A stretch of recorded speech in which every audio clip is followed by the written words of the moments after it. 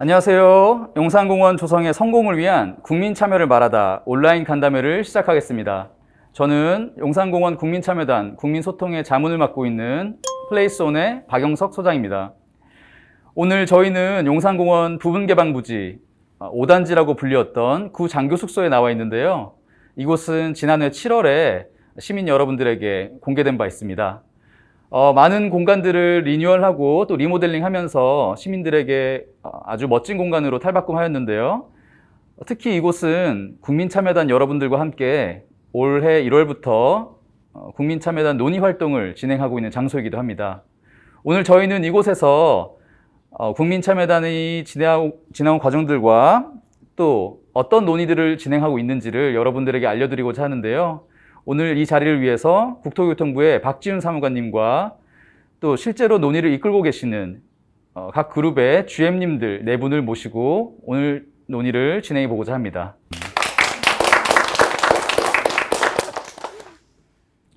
오늘 간담회에 참석해 주신 분들을 소개해 드리겠습니다. 먼저 국토교통부 용산공원 조성 추진단의 박지훈 사무관님 자리해 주셨습니다. 안녕하세요. 다음으로 국민참여단에서 용산공원의 정체성과 관련된 논의를 이끌어주시는 이만솔 GM님 자리해 주셨습니다. 안녕하세요. 다음으로 용산공원과 지역사회와 관련된 주제를 이끌어주시는 심주영 대표님 자리하셨습니다. 안녕하세요. 또한 용산공원 활용 프로그램 아이디어를 함께 모으고 정리해주고 계시는 윤인주 대표님 자리해 주셨습니다. 마지막으로 용산공원의 역사문화유산과 관련된 주제를 이끌어주시는 서건혁 대표님 자리해 주셨습니다. 안녕하세요. 참고로 여기에 참여해주신 전문가분들께서는 과거 용산공원과 관련된 연구와 다양한 프로젝트에 참여하신 경험들이 있으십니다. 또한 현재 직접 용산공원 국민참여단 분들과 함께 논의를 진행하고 계시는 분들이기도 합니다. 자, 이제 그럼 본격적으로 간담회를 시작해 보도록 하겠습니다.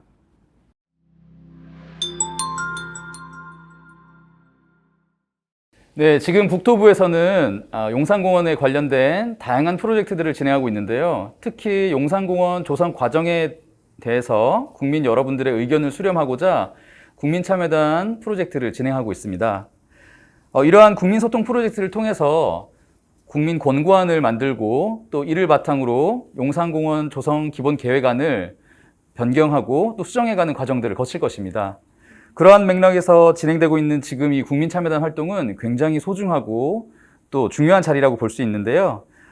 이러한 바탕에서 국민소통 프로젝트가 어떻게 진행되고 있는지 박지훈 사무관님의 설명을 통해서 들어보도록 하겠습니다.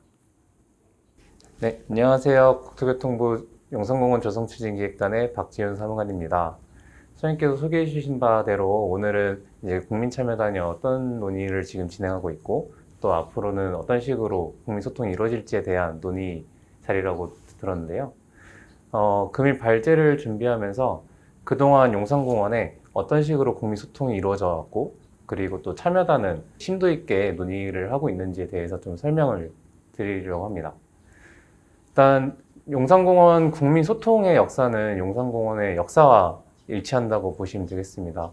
용산공원 논의가 되기 시작한 게 1990년대 용산 기지가 이전된다는 것부터인데요. 그때부터 사실 국민 소통도 같이 시작을 했습니다.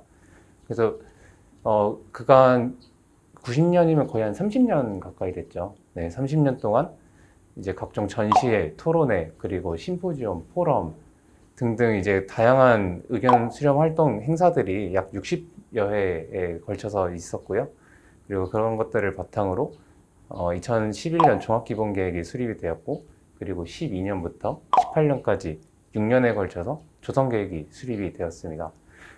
다만 이제 이 조성계획을 최종적으로 확정하기 이전에 한 번 더 국민들의 의견을 이 조성계획 안에 목소리를 담고자 현재 국민참여단을 운영을 하고 있습니다. 네, 금번 이제 국민참여단을 이제 만들기 위해서 작년 이맘때쯤이었을까요? 되게 고민이 많았던 기억이 나는데요. 국민들의 목소리를 담아서 조성 계획을 확정한다는 거는 이제 알겠는데 이분들의 얘기를 어떻게 담을까 거기에 대한 고민이 상당히 많았었습니다. 그래서 이번 국민참여단의 그 의견 수렴 프로세스는 어떻게 보면 용산공원의 공론화, 국민소통이 왜 필요한가부터 시작을 했다고 볼 수 있겠습니다. 사실 이런 질문이 되게 쉬우면서도 좀 대답하기가 되게 어렵더라고요. 그래서 어떻게 보면 되게 당연하기 때문에 대답하기 어려웠던 것 같은데요.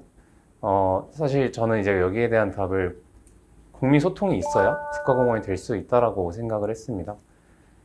왜냐면 우리 이제 국가공원이라고 한다는 것이 조금 모호한데, 조금 유사한 게 뭐가 있을까 생각을 했을 때, 이제 뭐 국보라든가 아니면은 뭐 경복궁이라든가 아니면은 뭐 설악산 국립공원 이런 것들이 조금 유사한 뉘앙스가 되지 않을까라는 생각을 했었고요. 나중에 용산 국가공원도 뭔가 사람들이 떠올렸을 때 국가공원이라면은 뭔가 그러한 비슷한 느낌이 있어야 되겠다라는 생각이 들었었고, 그걸 위해서는 국민소통이 반드시 필요하다는 생각이 들었습니다. 왜냐면 사람들이 이제 애착을 가져야 이제 그런 애틋함이 생길 테니까요. 그래서 이번 국민 참여단 과정은 보통 공론화라고 하면 이제 찬반 선택을 하는 공론화가 굉장히 많은데, 저희는 뭐 갈등을 봉합하기 위한 공론화가 아니라 조금 더 이 용산공원에 대해서 국민들이 애착을 갖고 나중에 향후 한 20, 30년에 지어졌을 때 여기서 뭔가 모를 좀 따뜻함을 느낄 수 있게끔 하고자 하는 거였기 때문에 그래서 이제 4단계에 걸쳐서 국민 참여단을 모집했습니다. 일반적인 논의를 수행하는 논의 그룹과, 그리고 이 논의를 정리하고 요약하는 코디네이터 그룹, 그리고 조금 더 심층 연구를 할 수 있는 이제 심화 연구 그룹, 그리고 마지막으로 이 논의 전반적인 과정을 다른 사람들에게 알리고 홍보하는 크리에이터 그룹, 이렇게 4가지로 나눴는데요. 이렇게 설계를 함으로 인해서 자유논의부터 요약 정리, 그리고 심화 연구, 그리고 홍보까지 전 과정을 국민참여단이 직접 수행함으로 인해서 조금 더 애착을 자연스럽게 가질 수 있게끔 참여단 구성을 설계를 하였습니다. 그래서 지금까지 1, 2월까지는 현재 이러닝을 통해서 참여단의 기초지식을 함양을 했고요. 그리고 3월달, 4월달, 그리고 저번 주 주말에 5월달까지 총 3회에 걸쳐서 참여단 논의를 진행했는데, 상당히 좀 의미 있는 얘기들도 많이 있었다고 생각이 돼요. 여기 주인님들도 다 공감을 하실 텐데, 마지막 남은 논의까지 잘 마무리되어서 좀 국민 권고안이 쭉 앞으로 조성됨에 있어서 가이드가 될 수 있도록 잘 만들어지길 희망하고 있습니다. 네, 저도 지난 가을에 국민참여단 프로젝트에 합류하게 되었는데요. 그때부터 국민참여단에 어떤 분들을 모실지, 또 어떤 분들과 어떤 이야기를 나눌지, 그리고 그 이야기들을 어떠한 형식과 내용으로 담아낼지를 굉장히 다각도로 고민했던 것 같습니다. 다행히도 굉장히 열려있는 박지훈 사무관님과 더불어서 또 굉장히 유능한 경력 있는 또 업체와 함께 진행하게 되면서 국민참여단의 내실을 더 기할 수 있게 되었고요. 또 저희가 기획했던 부분들 또는 기획하지 못했던 부분들까지 용산공원에 대해서 다양한 의견들을 수렴할 수 있도록 준비하고 있고 또 안배하고 있습니다. 네, 저희가 국민참여단을 운영하면서 많은 시민들께서, 많은 국민들께서 이러한 국민참여단과 같은 과정들이 너무 좋다. 다만 조금 더 긴 호흡으로 또 다양한 방식으로 이렇게 국토부나 다양한 지방자치단체들과 만날 수 있는 계기들을 마련해 주셨으면 좋겠다라는 이야기들을 많이 주셨는데요. 국민참여단 활동이 끝나고 나더라도 지속 가능한 방식으로 또 새로운 플랫폼과 형식으로 또 국민 여러분들의 의견을 받을 수 있는 방법들을 모색할 것입니다.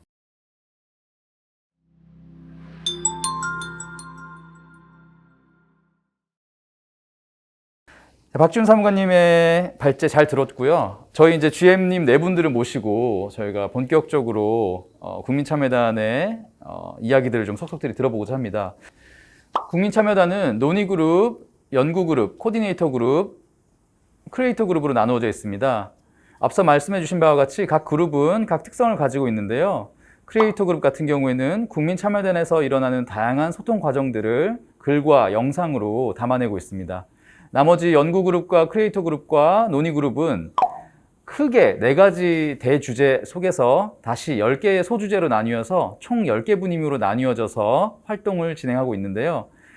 그 10개 분임을 다 소개해드리기에는 다소 시간이 걸리고 저희가 큰 4가지 대주제를 설명드리면 먼저 용산공원의 정체성, 또 국가공원으로서 가져야 할 역할에 대해서 논의하는 분임이 2분임이 있습니다. 그리고 용산공원 일대의 지역사회의 의제가 어떤 것들이 있는지 찾아보고 또 나아가야 할 방향들을 모색하는 지역사회 의제 그룹이 3그룹이 있습니다. 3분임이 있습니다. 그리고 용산공원에서 어떤 프로그램, 이용 프로그램이나 공간 프로그램, 나아가서 어떤 컨텐츠를 담아야 될지를 고민하는 분임이 3분임이 있습니다. 마지막으로 용산공원 내에 있는 아주 다양한, 아주 오래된 켜의 역사 문화 유산들을 어떻게 활용하고 또 어떻게 이해하면 좋을지를 고민하는 2분임이 있습니다. 오늘 이 4 커다란 대주제에서 한 분임씩 맡고 계시는 GM님들을 모시고 이야기를 나누고자 합니다. 자, 오늘 먼저 용산공원 국민참여단 어떻게 진행되고 있는지 가볍게 한 분씩 돌아가면서 이야기를 좀 해주실 수 있을까요? 이만솔 GM님 어떠세요? 저희 분임은 용산공원에 비친 우리나라라는 주제로 워크숍을 진행하고 있습니다. 그래서 각자 10개가 다 다른 주제를 다루고 있기 때문에 저 이렇게 말씀드리는 것도 이렇게 드문 자리인 것 같은데 저희 분임에서는 이제 크게 봤을 땐 정체성, 이제 조금 쉽게 말씀드리면 용산공원이란 무엇인가, 혹은 용산공원에서 국가라는 어떤 의미를 가지고 있느냐, 뭐 이런 논의들을 크게 여러분과 나누고 있고요. 생각보다 참여하시는 선생님들의 논의 수준이 굉장히 높습니다. 그리고 말씀들을 이렇게 짧게 이렇게 단편적으로 하시기보다는 워크숍 주제를 따라가서 성실하게 임하고 계셔가지고 처음에 제가 예상했던 그런 어려움이나 그런 어떤 깊이보다는 훨씬 더 나아간 얘기들을 지금 현재 진행하고 있어서 앞으로 한 번 남은 워크숍도 기대가 되고 이제 좋은 성과를 낼 수 있을 거라고 생각하고 있습니다. 용산공원은 우리나라에서 첫 번째로 제정된 국가공원이죠. 그러다 보니까 국가공원에 대한 선례가 없었고 또 국가공원으로서 가져야 할 정체성과 의의에 대해서 사실은 논의된 바가 거의 없었습니다. 그러한 측면에서 이만솔 GM께서 맡고 계신 분임의 역할이 막중하다고 볼 수도 있겠는데요. 제가 종종 논의 활동을 뒤에서 지켜보면 굉장히 수준 높은 토론도 진행되고 있고 또 가치관이라든지 각자의 어떤 배경 지식이라든지 다양한 사상들이 한데 뒤섞여서 굉장히 멋진 이야기들이 진행되고 있더라고요. 가장 인상 깊었던 논의 있었다면 한 가지만 알려주실래요? 사실은 뭐 나라랄지 국가랄지 국민이랄지 이런 단어들을 가지고 처음 뵙는 분들하고 토론하기에는 충분한 시간이 아닐 수도 있겠다, 항상 시간이 모자란다 이런 느낌이 들긴 했는데요. 근데 말씀해 주신 것 중에서 이제 기억에 남는 것 중 하나는 저희가 국민이랑 시민이라는 단어를 생각할 때 아무래도 용산공원 이 프로젝트에 일을 할 때는 국토교통부와 서울시라는 단체와 일을 하고 있습니다. 그렇기 때문에 국민이라고 하면은 전 국민, 그 다음에 시민이라고 하면은 서울 시민 이렇게 좁혀가지고 생각하다 보니까 이 사이에서 이제 일어나는 어떤 어려움이 있는데 그런 부분들을 어떤 분께서 이렇게 말씀하시더라고요. 그러면은 한국 사람 아니면 국민이 아닌가? 혹은 서울 시민 아니면 시민이 아닌가? 뭐 이런 식의 질문을 던져주셨는데 그 말씀이 맞는 것 같아요. 우리가 중요한 거는 국민이나 시민이라는 단어를 사용할 때 많은 분들이 이 공원을 즐기는 것이 가장 중요하기 때문에 그런 부분에서 국민이나 시민이라는 말의 뜻을 어떤 지도 안에 가둬가지고 짧게 생각하기보다는 조금 더 긴 호흡으로 넓은 생각을 가지고 해야겠다, 뭐 그런 생각을 지금 나눠서 그 부분에 대해서 굉장히 놀랐던 부분이 있었습니다. 궁극적으로 우리가 만들어가야 하는 용산공원이라는 것은 결과적으로 공간적인 경계가 한정지어져 있는 땅 위에 많은 사람들을 위한 시설이나 또는 어떤 공간적인 기능을 부여하는 과정이잖아요. 그런 측면에서 국가공원 또는 정체성과 같이 눈에 보이지 않거나 또는 각 개인이 갖고 있는 서로 다른 어떤 인문학적인 배경이라든지 경험의 층위라든지 이런 것들이 보이지 않는 것들이 담겨가는 과정이 굉장히 중요하다고 보여지는데요. 그러한 측면에서 국가공원에 대한 정체성을 다루고 있는 분임에서는 용산공원의 어떤 점을 가장 주목해서 보고 있으신가요? 제일 중요하게 말이 나왔던 거는 과정인 것 같아요. 그러니까 국가공원 하면은 국가가 막 나와야 될 것 같고 한반도가 나와야 될 것 같고 아니면은 뭐 무궁화, 뭐 기와지붕 이런 게 나와야 될 것 같지만 사실 말씀을 나눠보니까 제일 중요한 거는 국가공원이라는 것이 이제 국가가 주도해서 만드는 입장도 있지만 결국에는 국민 한 사람 한 사람이 이용할 것이고 그분들이 참여를 해서 만들 것이기 때문에 그 부분을 담아내서 국가가 공원에 이제 합당한 과정을 이끌어내는 것, 그게 가장 국가공원의 좋은 덕목이 아닌가 그런 쪽으로 얘기가 많이 나왔습니다. 또 이만솔 GM님의 연구팀, 함께 소속되어 있는 연구팀 같은 경우에는 그 용산공원을 비롯한 주변 지역의 생태적인 어떤 접합점들을, 연계점들을 찾는 연구 같더라고요. 그 연구도 짧게 소개해 주시면서 앞으로 분임에서 추구하는 또는 조금 더 초점을 맞추고 있는 국민 권고안의 내용을 조금 소개해 주실 수 있으실까요? 제가 그 멘토링을 담당하고 있는 연구그룹에서는 생태 프로세스라는 이제 제목을 가지고 이제 연구를 하고 계세요. 거기서 말씀하시는 거는 단계별 계획. 사실은 단계별 계획이 단계가 딱딱 쪼개지는 게 아니고 쭉 이어지고 그 다음에 또 이제 부문별 계획이라고 했을 때는 생태, 참여, 아니면 재정 운영 이런 식으로 이게 나눠서 얘기가 될 텐데 사실은 이게 칼로 이제 물 자르듯이 나눌 수 있는 것이냐 다 연계가 된다. 가로로 세로도 다 연계가 되기 때문에 그 연계되는 부분들을 어떻게 구체적인 처방과 이제 전략을 가지고 그거를 찝어낼까? 이거를 이제 생태라는 이제 매개를 통해서 이제 한번 해결책을 이제 제시해 보려는 연구 그룹이고요. 아마도 이 연구 그룹의 성과는 나중에 기본 계획이나 아니면 활용 방안에도 직접적으로 이제 쓰일 수 있지 않을까 그런 기대를 하고 있습니다. 저도 중간 공유회를 봤었는데 굉장히 아주 디테일한 부분까지 고민하고 있는 것 같더라고요. 단계별 계획이라든지 오픈엔디드와 같이 열린 디자인을 추구하는 다양한 계획 이론과 실천 전략들과 잘 맞물려서 본 연구도 용산공원 조성 과정에서 아주 좋은 중간 매개체가 되었으면 좋겠습니다. 네, 다음은 우리 지역사회의제 다루고 계신 심 대표님께 용산공원 국민참여단 어떻게 진행되고 있는지 여쭙고 싶습니다. 네. 지금 저희 분임은 용산공원 주변 지역의 재발견이라는 주제로 지금 진행을 하고 있고요. 용산공원이 여러분들 다들 아시겠지만 축구장 25개 정도 규모 크기라고 해요. 그러니까 굉장히 크죠. 그런 만큼 주변에 이제 접하고 있는 지역사회들이 굉장히 여러 개, 행정동으로도 여러 개지만 굉장히 맥락들이 다양합니다. 그래서 저희는 지금 주변 지역을 크게 4개로 나눠서 4개 그룹으로 지금 현재 진행을 하고 있고요. 저희 분임에서 이 국민참여단 논의를 통해서 좀 발견해 보고자 하는 것은 용산공원의 계획을 진행하지만 공원만의 문제는 아닙니다. 공원과 주변 지역이 긴밀하게 사실은 같이 소통하고 연계해서 그럴 때 더 어떻게 보면 매력적이고 용산공원만의 어떤 독특한 장소성을 가지고 있는 공원이 만들어질 수 있다고 생각을 해요. 그래서 저희 분임에서는 지금 주변 지역에 위치하고 있는 지역 자원들을 발굴을 하고 그런 자원들을 어떻게 공원들과 연결시켜 볼 것인지 그 고민들을 좀 깊이 해보고 있는 시간을 갖고 있습니다.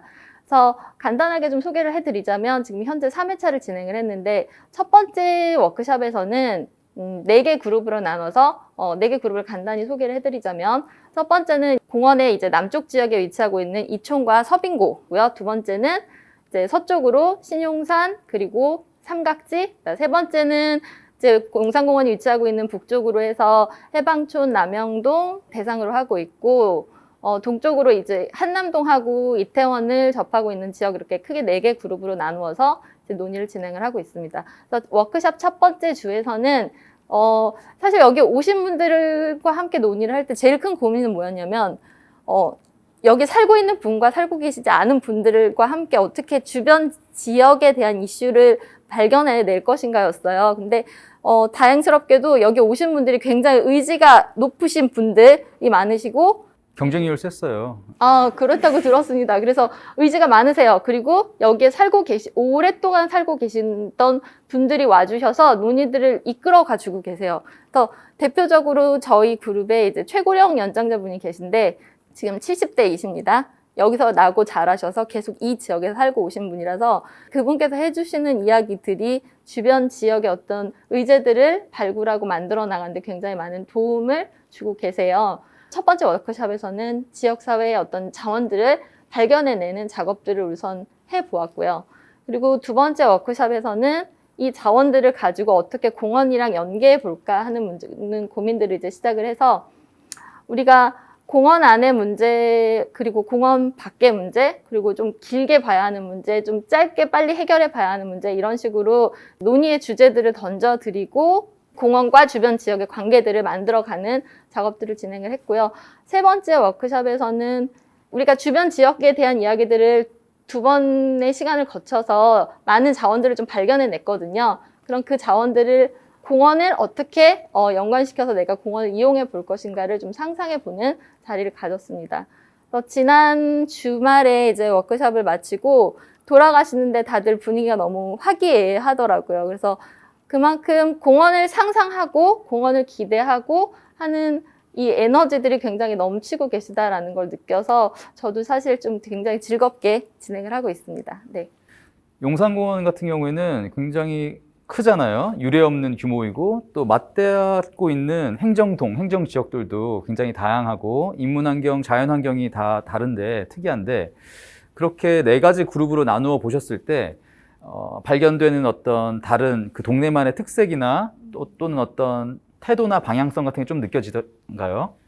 네, 우선 공원의 북쪽에 위치하고 있는 해방촌, 남영동, 후암동항 지역과 공원의 남쪽에 위치하고 있는 이 터빙고 이촌 지역은 주거 지역으로의 특성이 굉장히 강합니다.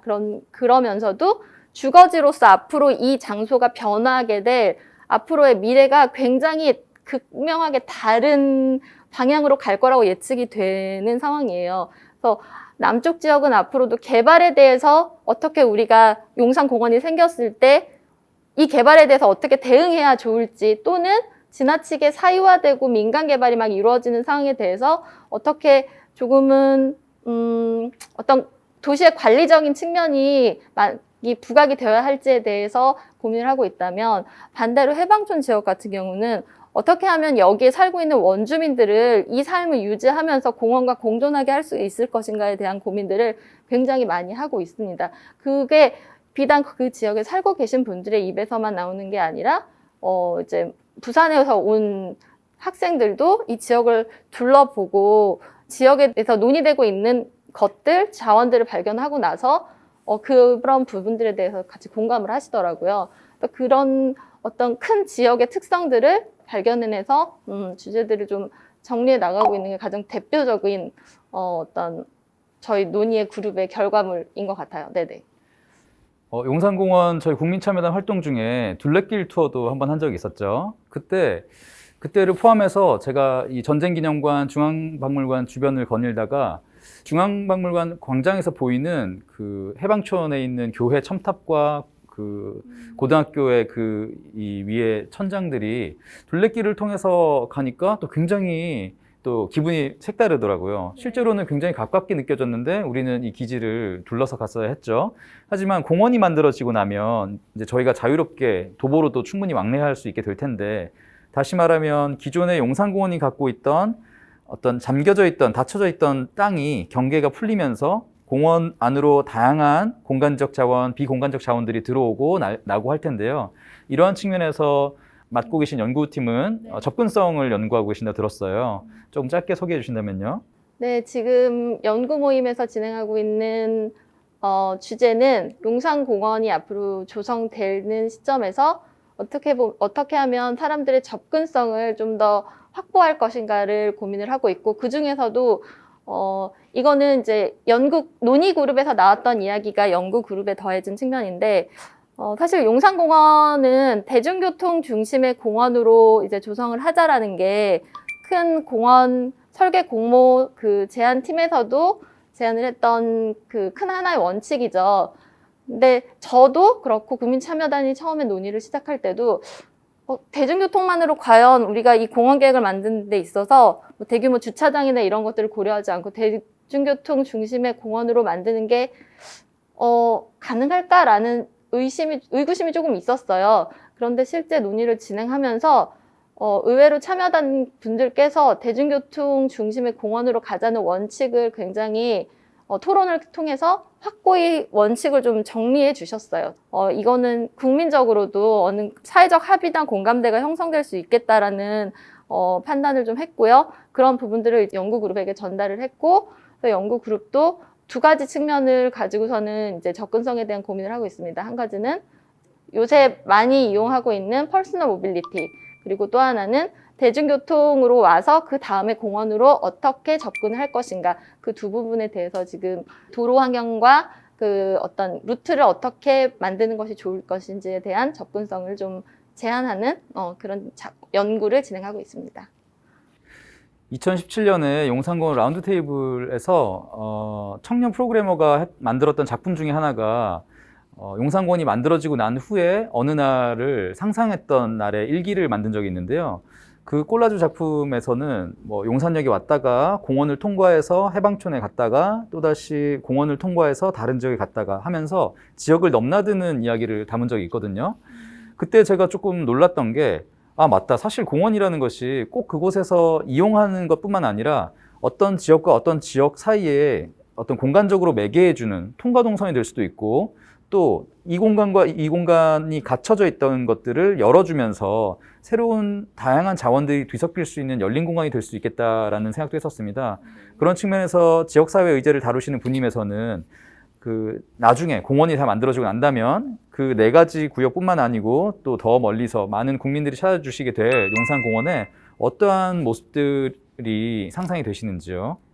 바로 그 상상을 저희가 3번째 시간에 진행을 해보는 시간을 가졌어요. 스토리스케이프 구성하기라는 시간을 한번 가졌었는데, 그래서 각자 내가 2033년, 2045년의 용산공원을 어떻게 누구와 함께 이용해 볼 것인가를 이야기해보는 시간이었어요. 그래서 가장 여러 가지 너무 재밌는 이야기들이 많았는데, 기억에 남는 얘기 중에 하나는 외국에 사는 친구가 비행기를 타고 이제 인천공항에 내려서 이제 용산역으로 옵니다. 그래서 용산역에 와가지고 BTS 박물관에 온대요. 저도 몰랐는데 이번에 알게 됐는데, 신용산역 근처에 지금 BTS 사옥이 생겼고 거기에 이제 뮤지엄이 생겼다고 합니다. 그래서 거기 와서 BTS 사옥에 뮤지엄에 들렸다가 뭐 기념품을 사가지고, 그리고 용산 나들문을 통해서 이제 공원으로 들어옵니다. 거기에 오니까 다양한 뭐 공연 축제들이 막 너무 많이 펼쳐지고 있어요. 그래서 공연을 보고, 그리고 나서 이태원이나 해방촌에 있는 게스트하우스들을 예약을 해가지고요. 게스트하우스에서 머물고, 또 외국인 친구들이랑 거기서 만나서 또 재미있는 시간도 보내고, 그래서 문화와 공연의 그러니까 공원의 결합, 이런 것들을 또 상상해 보는 시간들을 좀 가졌었어요. 그래서 저희가 가장 워크숍을 진행하면서 가장 재밌게 진행했던 시간이고요. 그만큼 공원에 대해서 상상하고 기대하는 바가 크다라는 거를 좀 많이 느꼈었어요. 네. 스토리스케이프의 기준 연도가 2033년이라고 하셨죠? 그건 이제 각자 희망하는 시간이었습니다. 네. 2033년이라고 하세요. 멀리 봤습니다. 네네네. 사무관님, 2033년이면은 충분하지 용산공원 않을까요? 조성돼 있나요? 일단 당연히 이제 반환 일정이랑 연결이 되는데, 사실 반환이라는 것은 이제 이게 사무관이 정할 수 있는 건 아니다 보니, 근데 아마 저희가 이제 공원을 만드는 시점이, 개장한 시점은 이제 반환 이후부터 한 6에서 7년 정도 이제 공사 기간을 갖고 그 다음에 개장하는 걸로 알고 있는데요. 현재 평택으로 한 그래도 90% 넘게 이분들이 이전을 했기 때문에 살짝 기대를 저도 하고 있습니다. 알겠습니다. 스토리스케이프 굉장히 재밌는 개념이었던 것 같고요. 또 하나만 더 소개해 줄 수 있으실까요? 또 상당히 많은 분들께서 공원에서의 캠핑, 공원에서 머물고 하룻밤을 자고 우리가 친구들과 오랜만에 만나서 밤늦게까지 시간도 가져볼 수 있고, 그런 장소로서도 많이 기대를 하셨어서 그게 좀 기억에 많이 남습니다. 용산공원은 실은 우리가 공원을 나누는 몇 가지 종류 중에서 근린, 집 근처에 있어서 자주 갈 수 있는 공원 또는 뭐 소공원이나 어린이 공원처럼 특정한 대상을 위한 공원도 있겠지만 용산공원은 굉장히 넓을 뿐더러 또 다양한 대상, 특히 국민을 위해서 만들어지다 보니까 다양한 목적의 프로그램과 또 다양한 이용 계층들을 상상하면서 프로그램들을 설계할 수밖에 없을 것 같은데요. 윤인주 대표님이 맡고 계신 분임에서는 어떤 이용 프로그램 또 공간 프로그램들을 이야기 나누고 계신가요? 저희 분임에서는 용산공원 이용 프로그램 관련해서 다양한 이야기를 나누고 있는데요. 처음에 그 이야기가 조금 머릿속에 담겨있는 상상이었다가 그 상상이 어떻게 이 용산공원에 적용돼서 실행될 수 있을지를 요즘은 좀 논의하고 있습니다. 네, 윤인주 대표님께서는 노들섬이라든지 서울로 7017 같이 서울시의 아주 굵직굵직한 랜드마크들을 만들어가는 과정에도 많이 일조하셨다고 들었어요.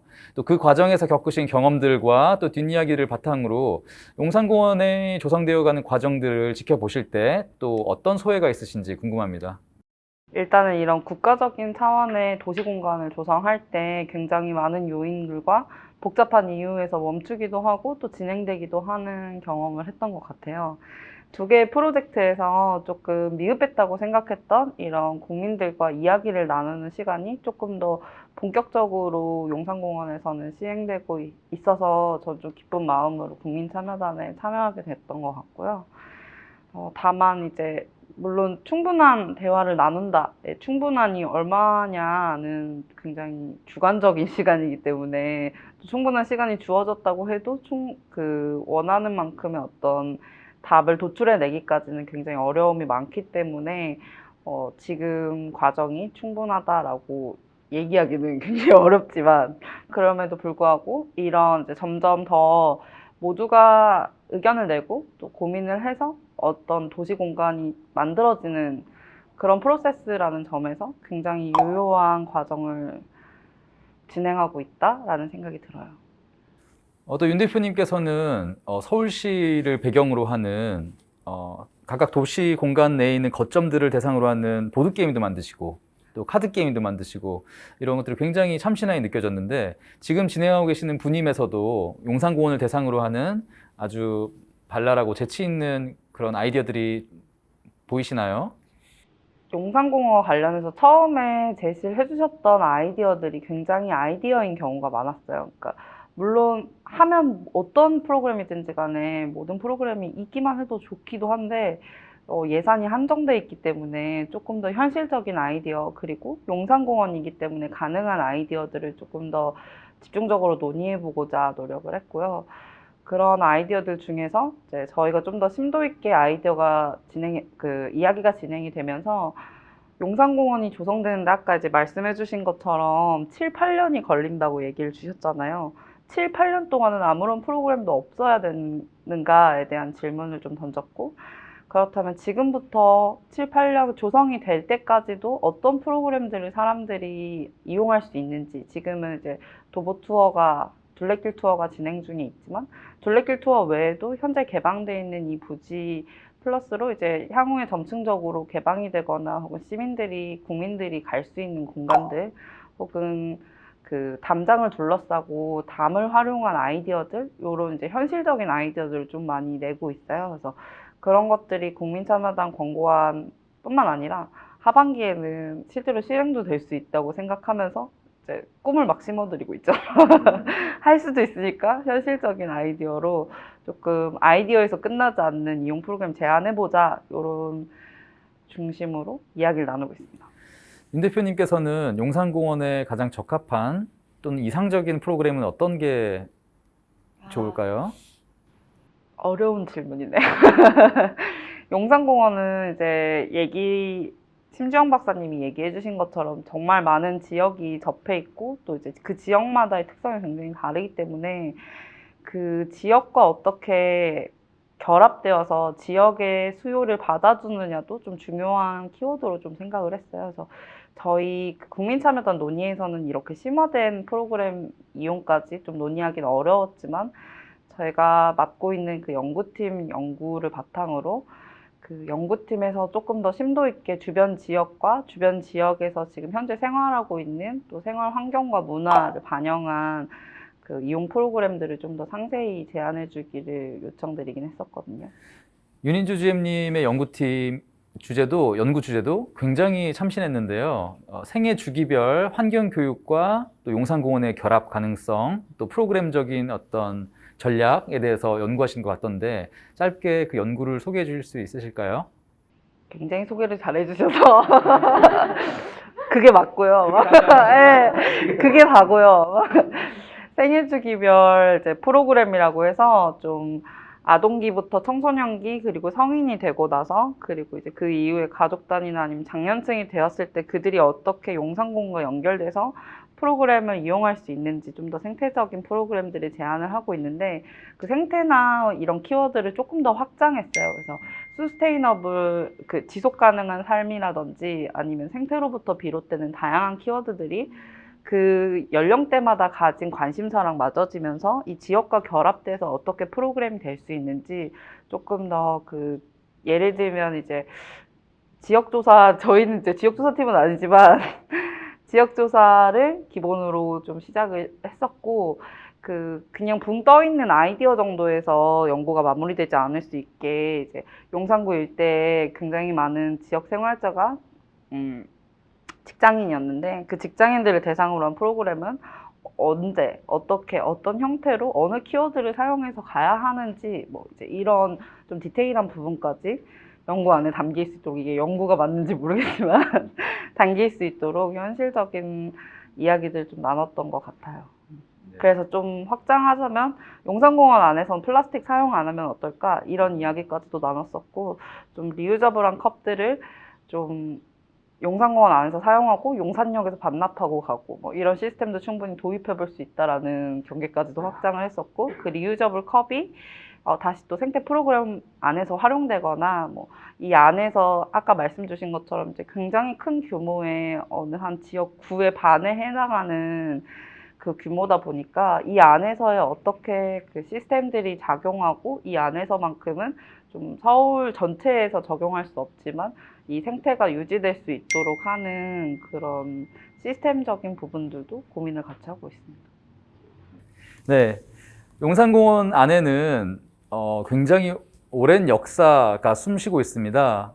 멀리 봤을 때는 청나라 시대, 또 그 이후에 뭐 일제 강점기, 또 그 이후에 미군이 들어와 있던 시기까지 해서 굉장히 오랜 시간 동안 용산 일대, 용산 기지 일대를 군사 기지로 활용되어 왔었는데요. 그네들이 남겨둔 어떤 여러 가지 유물들과 또 유산들이 층층이 쌓이면서 굉장히 독특한 환경을 조성하고 있는 것 같습니다. 그러한 측면에서 서건혁 대표님께서 맡고 계시는 용산공원 역사문화유산의 이해와 활용 분임에서는 주로 어떤 내용들을 다루고 계신지 말씀 부탁드립니다. 저희 부님은 일단 말씀해 주신 대로 용산공원 일대의 역사문화유산 이해라고 하는 주제로 먼저 시작을 했었고요. 사실 이제 활용이라고 하는 것이 뒤에 붙었는데 우리 윤인주 GM님께서 맡고 계신 이제 세 번째 부님에서 또 활용을 또 다루고 있기 때문에 저희는 어쨌든 역사성이라고 하는 것에 기반한 활용 방안이 있는지를 찾아보기 위해서 우선 역사문화유산 이해부터 시작을 했었습니다.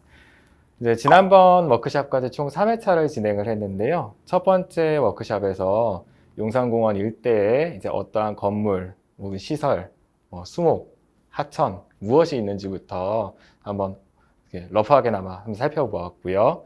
그러면서 이제 저희 논의그룹 그리고 코디네이터들 연구그룹하고 함께 이제 이 용산공원 내에 있는 여러 가지 유산들이 어떠한 역사성을 갖고 있는지를 먼저 탐구하기 시작했습니다. 두 번째 회차에서는 이제 이러한 역사문화유산들을 어떤 식으로 저희가 보존할 수 있는지 이해를 더 확대하기 위해서 조금 방안을 살펴보기도 했고요. 3회차에서는 이제 보존 사례 외에도 어떤 식으로 또 역사문화유산들이 활용되는지까지 사례조사도 하고 서로 간의 의견도 공유하면서 이제 결과적으로는 이 지역이 가지고 있는 역사성에 대해서 이해하기 위한 프로그램들을 진행해왔습니다. 서 대표님께서는 다양한 역사문화유산 관련된 활용 프로그램들도 기획하시고 운영하시는 걸로 알고 있는데요. 부님에서 이야기 나누신 내용들 중에서 이거는 정말 용산공원이 완성되고 나면 꼭 한번 시도해볼 만하겠다 하는 이야기들이 있으셨나요? 우선은 저 같은 경우는 이제 문화재 활용 프로그램들을 기획을 하고 운영을 하고 있습니다. 근데 사실 용산공원의 이제 GM으로서 프로그램에 접근을 하면서는요, 이제 문화재 활용이라고 하는 시각을 되도록이면 좀 배제하려고 했었어요. 이게 약간 용산공원에 있는 시설물들하고 제가 이제 주로 다루고 있는 국가 지정문화재 혹은 등록문화재하고는 시각차가 있어서 그랬습니다. 문화재 같은 경우에는 이제 용산공원에 있는 시설물들 혹은 이 안에 있는 건축물들하고 공통점도 있고 차이점도 있을 텐데요. 공통점이라고 한다면은 이제 공공재로서의 가치가 있을 수가 있고요. 또 역사문화유산으로서의 가치가 있을 수가 있겠습니다. 하지만 차이점이라고 할 수 있는 게 문화재 같은 경우에는 대부분 국민들이 그 보존이나 활용에 대해서 이의를 제기하지 않으세요. 근데 혹시 용산공원 같은 경우에는 혹시라도 다양한 입장들이 서로 상충이 될 수도 있고요. 그리고 지금 정책이 수립되는 과정도 저희가 어렴풋이나마 기존에 이제 배포해 주신 자료를 통해서 살펴보았는데 그 용산공원의 어떤 정체성 수립이나 어떤 정책 수립 과정에서도 이 안에 있는 수많은 유산들을 다루는 시각이 굉장히 다른 것들을 알 수가 있었거든요. 그래서 저희 뭐 조금 이따 또 말씀해 주시겠지만 연구그룹 같은 경우에도 이제 문화재를 다루는 기준으로 보지 않고요. 조금 더 현대적인 기준, 이를테면 최근에 이제 법으로 제정된 건축자산, 한옥 등 건축자산에 관한 법률이 있는데 이런 건축자산 같은 조금 더 현대적인 유산을 다루는 기준을 바탕으로 해서 용산공원에 있는 시설물들을 보고자 했습니다. 그러다 보니까 문화재 활용 프로그램이라고 한다면은 조금 더 여러분들이 좀 생각하시기 역사문화적인 그런 요소가 중심이 되는 프로그램들이 많을 텐데요. 저희 이제 논의그룹에서 나온 아이디어들은 더 현대적이고 더 좀 톡톡 튀는 그런 아이디어들이 있었어요. 뭐 이를테면 지금 여러분들 지금 앉아 계신 이 장교숙소동을 일종의 레지던시로 활용해보자는 아이디어가 있었거든요.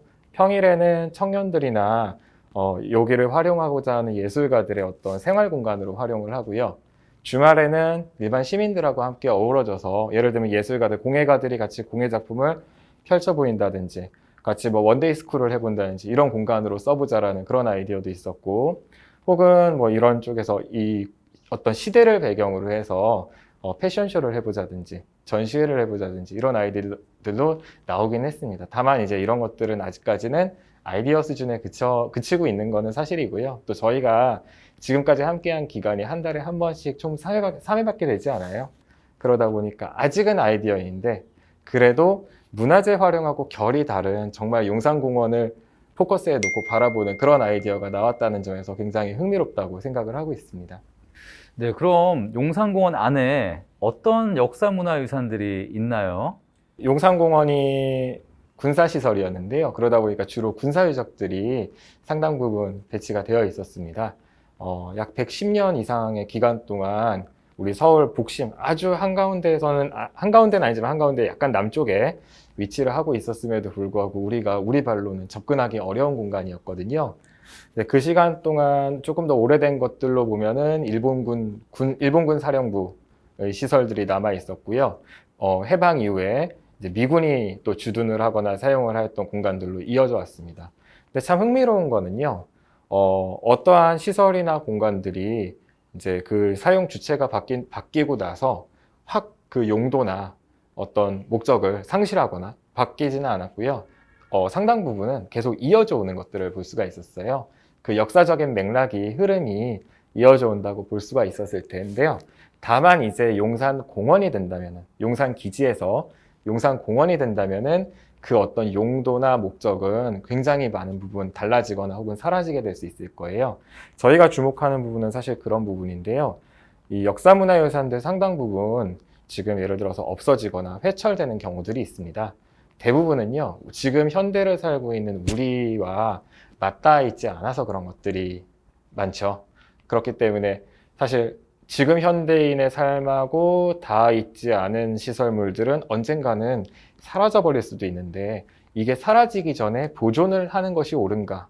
혹은 용도가 만약에 다하였다고 판단이 된다면 그 공간을 새롭게 개수해서 새롭게 다시 활용하는 것이 옳은가? 이런 것들이 저희 그룹 내에서 논의가 되고 있고요. 물론 이런 논의가 정책 결정에 영향을 굉장히 크게 끼칠 거라고는 아직은 기대하진 않습니다. 다만 이런 논의들이 계속해서 만들어진다면요. 특히 우리 국민의 자발적인 어떤 노력에 의해서 이런 논의가 만들어진다면은 나중에 분명히 가치가 있는 문화재가 없어진다든지 혹은 가치가 있는 역사문화유산들이 사람의 어떤 손길이나 관심을 잃어버리고 방치되는 그런 일들은 좀 막을 수 있지 않을까 기대가 됩니다. 네. 공간을 다루는 개념 중에 양피지라는 개념이 있더라고요. 예전에 종이가 없다 보니까 양의 껍질, 피부에다가 글을 썼다가 또 종이가 워낙 귀하니까 지우고 다시 쓰고 하다 보니까 그 이전에 쓰여졌던 내용이 완벽히 지워지지 않고 그 위에 더 씌워지면서 서로 다른 내용이 한 군데, 같은 양피지에 쓰여 있기도 하고 또 전혀 다른 맥락이지만 어떨 때는 연결이 되기도 하면서 양피지의 가치를 다시 바라보는 시선도 있다고 합니다. 그런 측면에서 역사문화유산을 다루는 분님들도 용산공원이라는 땅이 다양한 사람들과 또 다양한 역사적인 층위를 갖추고 있는 하나의 양피지라고 보실 수도 있겠네요. 또 그 많은 분들께서 이러한 용산공원에 대한 역사적인 또 역사적인 배경에 대해서 알아가는 과정들도 용산공원을 조성하는 데 있어서 아주 중요한 한 단계라고 생각이 듭니다. 서건혁 GM님이 멘토링하고 계시는 연구팀에 대해서 하나 더 여쭙고 싶은데요. 특히 메인 포스트, 북쪽에 있는 기지 북쪽에 있는 공간에 대해서 존치하는 것, 보류하는 것에 대해서 조금 더 세부적인 기준을 다투는 걸로 알고 있어요. 짧게 소개를 더 해주실 수 있을까요? 저희 연구그룹은 지금 현재 건축학 전공자들로 구성이 되어 있고요. 엄밀하게 얘기하면 아직 졸업을 하지 않은 건축학과 학생들이 주축이 되어서 연구 프로젝트를 진행을 해가고 있습니다. 용산공원 내에 있는 다양한 역사문화유산들이 있는데요. 그것들을 장소성을 먼저 분석을 하고요. 이 장소성 분석을 통해서 이 문화유산들이 계속 그러니까 남아있는 것이 옳은 것인지 혹은 이것들이 사라지게 될 경우에 이 공간을 다른 용도로서 활용할 수 있는 것인지에 대한 논의를 1차적으로 진행하고 있고요. 이제 여력이 된다면은 그 장소나 공간에 대한 적절한 활용 방안까지도 도출을 해보겠다는 포부를 안고 있습니다. 이제 지금 저희 연구그룹 같은 경우에는 이제 기존에 나와 있던 연구 보고서라든지 정책 보고서들을 대상으로 먼저 1차적으로 스터디를 진행을 했는데요. 이제 이 연구그룹이 이런 주제를 선정하게 된 이유가 여러 가지가 있겠지만 첫 시작은 조금 개인적인 이유였던 걸로 알고 있습니다. 저희 연구그룹 구성원 3명 중에 2명이 용산 기지에서 복무를 했던 군복무 경험자예요. 그러다 보니까 그 개인적인 경험을 토대로 해서 그 메인포스트 지역에서 복무했던 개인적인 경험을 토대로 해서 이 지역에 있던 이런 건축 자산들 혹은 건축 유산들이 계속 남아 있었으면 하고 기대를 했던 것 같습니다. 다만 조금 문제가 됐던 것이 이제 연구 프로젝트를 실제로 세밀하게 진행을 하다 보니까 자기들 기억에는 이랬던 것 같은데 실제로는 어땠는지를 검증하기가 조금 어려운 벽에 부딪히게 됐어요. 그래서 그 돌파구로 삼은 것들이 기존의 정책 보고서 혹은 연구 보고서들이었고요. 그 연구 보고서들을 보다 보니 이제 향후 우리 용산공원의 정체성이나 목적을 위해서 존치시키는 건물들 계획안이 있고 혹은 이제 없애야 되는 그런 그리고 확보해야 되는 공간들에 대한 계획안이 나와 있었습니다.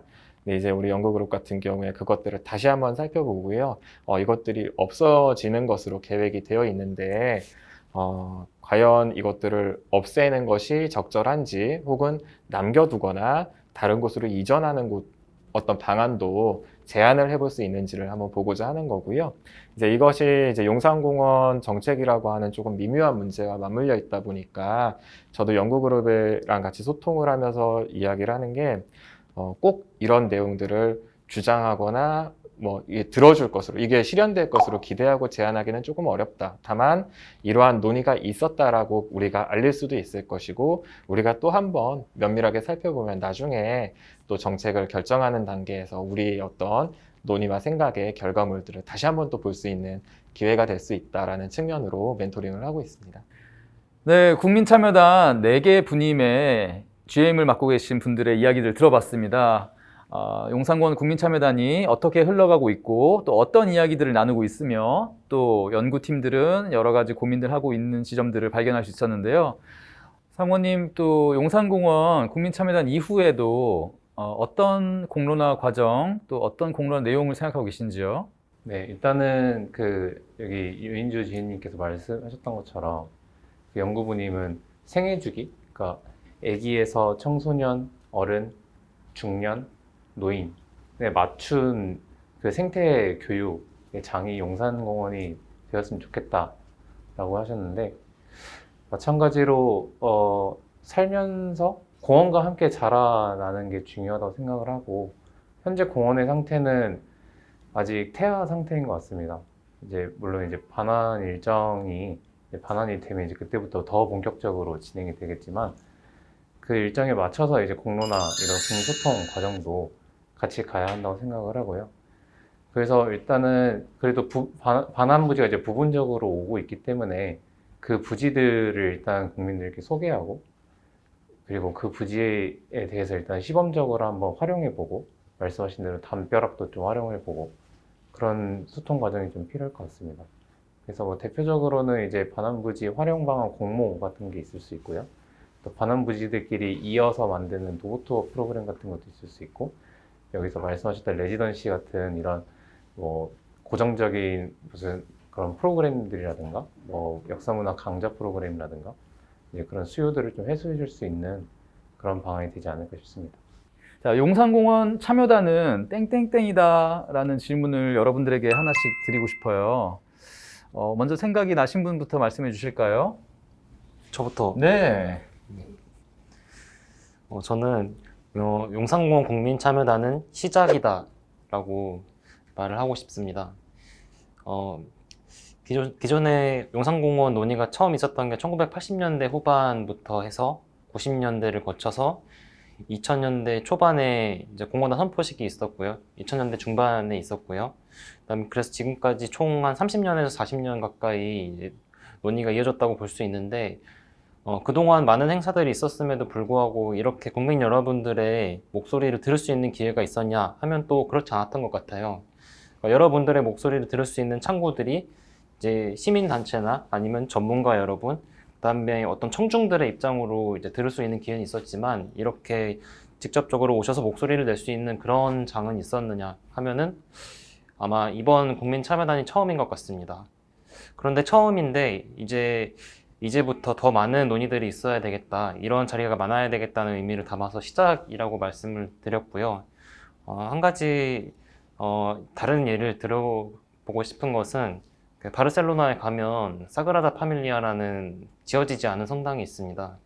근데 이 성당 같은 경우에는 거의 150년 가까이 건축이 진행되고 있고 곧 만료된다고 하는데, 이 성당은 가우디라는 설계가가 있고, 그리고 완성되어 있는 설계도가 있기 때문에 그냥 한 가지 목표를 향해서 달려가면 되는데, 이 프로젝트는 그렇지 않습니다. 그래서 오랜 시간이 걸리더라도 계속해서 계획도 바뀔 수가 있고, 그 계획이 바뀌는 배경에는 이제 여러 사람들의, 전문가뿐만 아니라 그 실질적인 이용자가 되실 국민 여러분들의 의견이 필요하기 때문에 적극적으로 이 기회를 시작으로 삼아서 많은 논의들이 일어나고 의견을 교환해서 더 좋은 공원을 만들기 위한 노력들이 반복되어야 되지 않겠냐, 그렇게 생각합니다.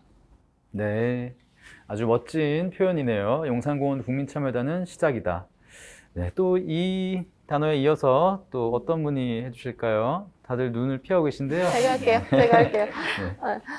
사실 저는 용산공원 참여단은 프렌즈 그룹이다라고는 생각이 들었어요. 사실 시작이랑 연결되는 단어인데요. 지난 워크숍을 마치면서 굉장히 기분이 좋았고, 저희 그룹 논의가 끝나고 나서 바로 이 자리에서 이렇게 저희가 있는 구도랑 동일한 구도로 다 같이 모여서 사진을 찍으면서 헤어지는데 굉장히 화기애애했어요. 막 즐겁고 톡톡 튀는 이런 에너지 방울들이 막 튀어다니는 것 같은 기분이 느껴지더라고요. 가족 사진 같던데요.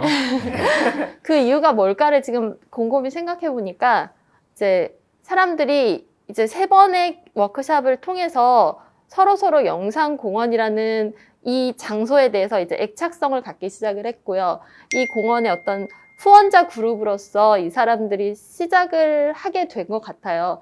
저희 분입에 계신 한 분 같은 경우는 이제 참여단을 시작하면서 용산공원에 대해 알게 됐고, 훨씬 이 장소에 대해서 더 사랑하게 되셨대요. 그래서 뭐 둘레길 투어 해설사 프로그램이라는 것들을 이제 또 시 쪽에서 진행을 더 추가로 모집을 해서 하고 계셔서, 그것도 지원을 해서 지금 양성 교육을 받고 이제 앞으로 용산공원이 만들어진다면 본인이 이제 여기에 해설을 하시면서 사람들에게 안내를 하시겠다고 이제 이야기를 하십니다. 앞으로의 이제 본인의 생애에 후반부는 용산공원과 함께 할 것이다라는 얘기를 해주셨던 게 굉장히 인상적이었습니다. 그래서 저희 부님뿐만 아니라 여기에 오신 국민 참여단 분들이 앞으로도 이런 공론화 과정과 그리고 용산공원의 조성 계획 과정에 다른 사람들에게 용산공원을 알리는 좋은 그 홍보를 해주시고 이 사랑을 전달해주시는 어떤 프렌즈 그룹이 되실 것 같아요.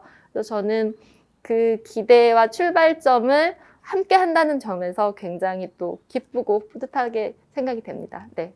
네, 굉장히 애틋한 경험 이야기 들려주셔서 감사합니다. 윤 대표님은 어떻게 생각하세요?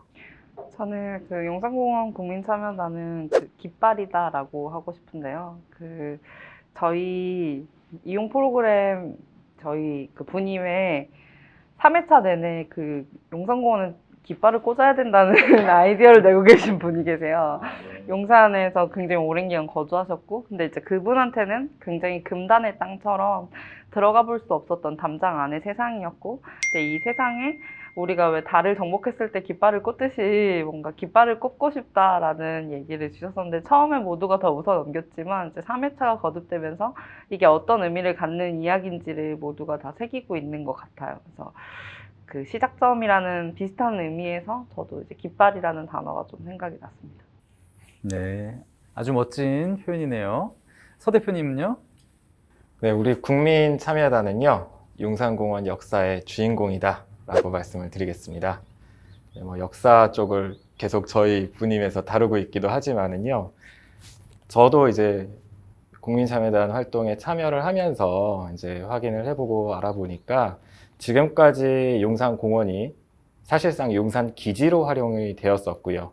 그 전반부 절반은 일본 군사령부 그리고 조선총독부의 영향을 아주 크게 받았었고, 그리고 그 나머지 후반은 또 미팔군의 영향을 크게 받았었습니다. 116년이라는 시간 동안에 우리 국민들이 사실 들어갈 틈이 없었거든요. 그랬는데 이제 어느 순간 갑자기 국민들의 품으로 다시 돌려주겠다라고 하고 있습니다. 그런데 참 고마운 일인데, 이거는 그렇게 얘기를 하면서도 국가가 그리고 서울시 국토부가 우리 입맛대로 우리 마음대로 요리해서 너희들에게 주겠다라고 이야기하는 것이 아니고, 자, 같이 이야기합시다라고 이야기하는 거예요. 그런 장을 지금 마련을 해주신 거예요. 그래서 물론 시간이 지남에 따라서 다른 국민들도 자연스럽게 녹아들어서 참여하시겠지만, 우선은 우리 국민참여단이 가장 먼저 이제 시작이라는 의미로 깃발을 꽂고 그렇게 해서 주인공으로서 참여를 하신 것 같습니다. 앞으로도 계속해서 더욱더 주인공의 역할을 하실 수 있으면 좋겠습니다. 아주 멋진 표현입니다. 감사합니다. 자, 마지막으로 사무관님. 저도 하나요? 네. 용산공원 국민참여단은 공원의 숨이다. 숨은 한 번 쉬는 게 아니라 계속 쉬어야 이제 살 수가 있잖아요. 근데 아까 말씀드렸던 것처럼 이제 공원 이용객이 없는 공원은 당연히 죽는 공간이고, 지금은 이용할 수 없어서 일단은 계획 단계에서 사람들이 참여를 할 뿐이고, 이게 점점 더 숨이 커져서 나중에 이용할 수 있게 되면은 더 큰 숨이 되고, 그 숨이 공원을 더 파릇파릇하게 만들 수 있을 것 같다는 생각에서 국민참여단이 이제 숨의 원동력인 것 같습니다. 감사합니다. 사무관님께서 용산공원 국민참여단은 숨이다라고도 말씀해 주셨고, 또 용산공원이 계속 살아있어야 한다라는 말씀도 해주셨는데요. 저도 그런 측면에서 용산공원이 살아있고 살아 숨쉬기 위해서 어떤 점들을 우리가 확인하고 놓치지 말아야 할까 생각을 했는데요. 의료계에서 활력 징후라고 하죠. 바이탈 사인을 체크할 때 크게 4가지를 본다고 합니다. 호흡, 맥박, 혈압, 체온을 보는데요. 호흡 같은 경우에는 우리가 늘 이야기하듯이 용산공원 조성 과정은 아주 오래 걸리다 보니까 긴 호흡으로 보자 라는 측면에서 용산공원이 조성되는 기간과 과정을 비유할 수 있겠습니다. 두 번째로 맥박 같은 경우에는 그러한 쿵닥쿵닥 뛰는 그런 다이내믹스, 역동을 통해서 용산공원 조성 과정 중에 일어나는 다양한 층위의 상호작용들, 다양한 계층과의 이야기와 만남들, 관계 맺기들로 볼 수 있을 것 같아요. 또 세 번째로 혈압은 혈액을 돌아갈 수 있게 만들어주는 어떤 원동력이죠. 그런 측면에서 조성 주체의 참여 의지, 에너지라고도 볼 수 있겠습니다. 마지막으로 최후는 말 그대로 이제 핫 이슈죠. 용산공원이 조성되어가는 과정 중에서 어떤 이슈들을 잘 골라내서 많은 분들과 공론화를 이루고 또 어느 지점까지 도달할 것인지 하는 이슈들을 골라내는 것도 아주 중요할 것으로 봅니다. 오늘 용산공원 조성 과정에 있어서 국민참여단의 이야기들도 함께 들을 수 있었고요. 또 GM 여러분들께서 국민참여단의 논의그룹과 코디네이터 그룹과 연구그룹들을 함께 이끌어 오시면서 겪었던 이야기들과 또 재미있는 에피소드들도 들을 수 있어서 정말 즐거웠습니다. 또 나아가서 마지막 남아있는 6월 워크숍까지도 잘 마무리해 주셔서 용산공원 조성을 위한 국민 권고안까지 아주 멋지게 마무리해 주시기를 기대합니다. 오늘 낮에까지 비가 와서 다소 춥거나 습하지 않을까 했는데요. 오늘 여러분들의 이야기로 용산공원 부분 개방 부지가 따스하게 아주 오롯이 여러분들의 이야기로 가득 찬 것 같습니다. 오늘 자리해 주신 국토교통부 박지훈 사무관님과 이만솔 GM님, 또 심주영 대표님, 또 윤인주 대표님, 서건혁 GM님 모두 다 감사드립니다. 이상으로 오늘 간담회를 마치겠습니다. 감사합니다.